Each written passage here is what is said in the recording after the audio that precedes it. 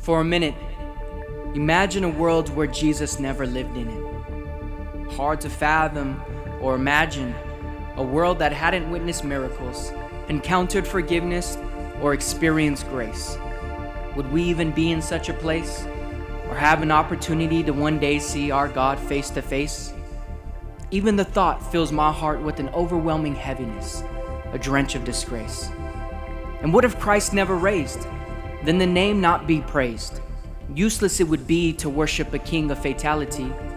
There would be no credibility in the preaching or teaching the gospel of a God where resurrection was impossible.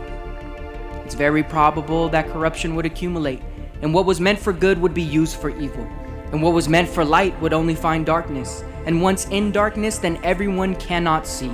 And when the blind lead the blind, there is no hope for humanity.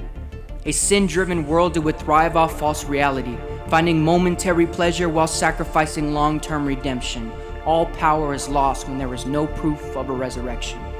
And if there is no resurrection, then everything that I stand for is futile, lacking any value, and I am forever walking in the midst of a thick fog-like atmosphere that is consumed with sorrow, tragedy, fear, and hate. No debate that death would be my fate. But just as sure as the sun will rise tomorrow from the east and set itself in the warmth of the west, surely there was no way that death had put my king to rest. And no tomb, no grave, no stone could hide my God in the shadows of its womb. And with the glorious, everlasting, world-shaking, changing boom, the ground began to shake. The stone rolled, death had no hold, and it would forever be told that on that day, Jesus raised. And for that reason, his name forever praised. For he is alive, and alive is he, distinguishing his omnipotence over all earthly brutality.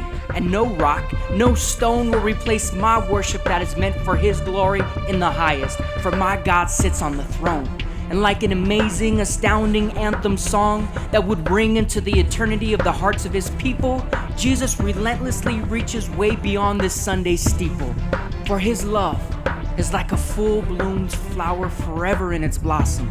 How awesome his love that was shed with every drop that dripped. My sin is now the only thing that remains dead. For in that resurrection hour, there was power that would forever replace evil with goodness, sorrow with joy, fear with courage, tragedy with hope, loneliness with comfort, and death with life. And with life, everything is made new. For the greatest comeback ever is definitely true. He died just for you. And as sons and daughters of the Most High, how can I not forever let that name, that is above every name, be glorified? Where, O death, is your victory?